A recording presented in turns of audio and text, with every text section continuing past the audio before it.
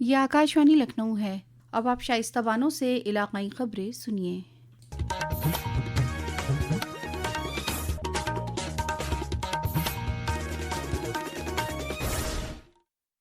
अयोध्या में श्री राम जन्मभूमि मंदिर की पहली मंजिल पर राम दरबार की 6 मूर्तियों की प्राण प्रतिष्ठा का खास अनुष्ठान आज वैदिक मंत्रोच्चार के दरमियान अभिजीत मुहूर्त में मुकम्मल हो गया।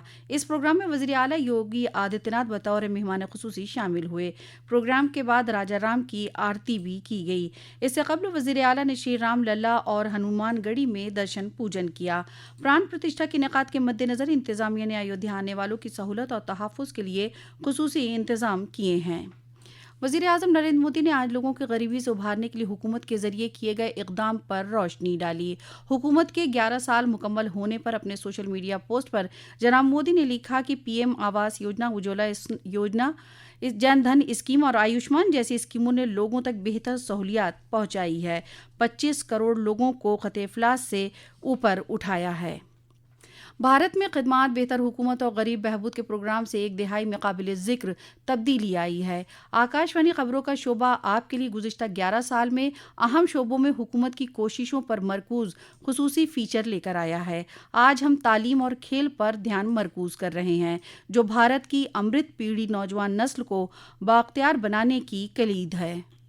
सरकार शिक्षा और खेल के माध्यम से युवाओं के भविष्य के सपनों की नींव रख रही है। शिक्षा के क्षेत्र में सरकार ने समग्र और समावेशी शिक्षा सुनिश्चित करने के लिए महत्वाकांक्षी रोड मैप तैयार किया है। राष्ट्रीय शिक्षा नीति 2020 के तहत सरकार का लक्ष्य है कि 2030 तक देश भर के स्कूलों में प्री स्कूल से माध्यमिक स्तर तक 100% और वर्ष 2035 तक उच्च शिक्षा में 50% नामांकन किए जाएं। वर्ष 2014 में देश के उच्च शिक्षण संस्थानों की संख्या 51,000 थी, जो अब बढ़कर 70,000 से अधिक हो गई है। इसमें आईआईटी, आईआईएम और एम्स जैसे शिक्षण संस्थान की संख्या अधिक है। पीएम श्री योजना के तहत देश भर में 14,500 स्कूलों का कायाकल्प किया जा रहा है। शिक्षा के साथ साथ खेल क्षेत्र भी सरकार की राष्ट्रीय प्राथमिकताओं में है। खेलो इंडिया अभियान के तहत देश भर में 1,000 से अधिक प्रशिक्षण केंद्र खोले गए हैं। रईसुद्दीन रिहान, आकाशवाणी समाचार, दिल्ली।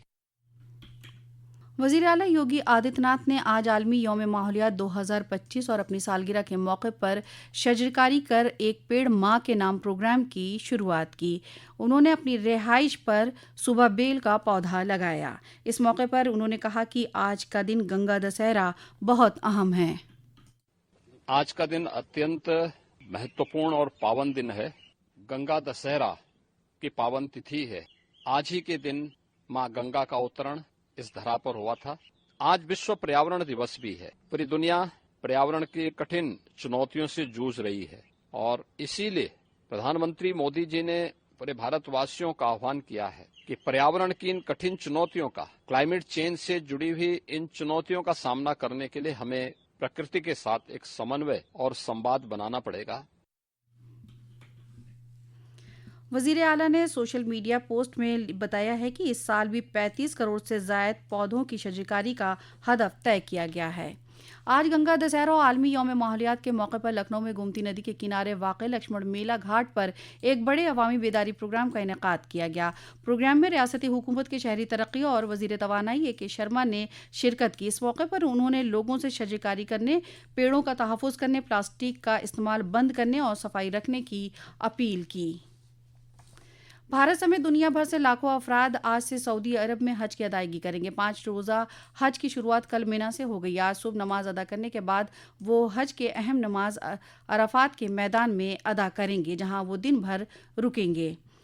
वज़ीर आला योगी आदित्यनाथ ने कल 16वें मरकज़ी मालियाती कमीशन के अरकान के साथ मीटिंग की। इस दौरान उन्होंने हुकूमत की हुसूलियाबियों पर रोशनी डाली और हुकूमत के मुतालबात से मुताल्लिक़ कमीशन को एक मुतालबा ख़त भी पेश किया।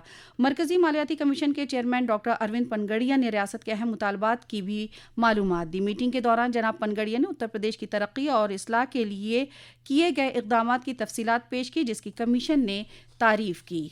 रेलवे जल्द ही तत्काल टिकट के लिए ई-आधार की तस्दीक का अमल शुरू करेगा। ये इतला रेल वजीर अश्विनी वैष्णव ने एक सोशल मीडिया पोस्ट के जरिए दी। उन्होंने बताया कि ऐसा करने से हकीकी सार्फिन को ज़रूरत पड़ने पर तस्दीक शुदा टिकट हासिल करने में मदद मिलेगी। इसी के साथ आकाशवाणी लखनऊ से इलाकाई खबरें खत्म हुई। अगला बुलेटिन दोपहर 2 बजे FM पर नश्र किया जाएगा।